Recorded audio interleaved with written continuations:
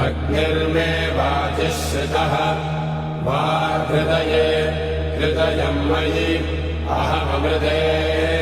अमृतम् ब्रह्मणि वायुर्मे प्राणे श्रितः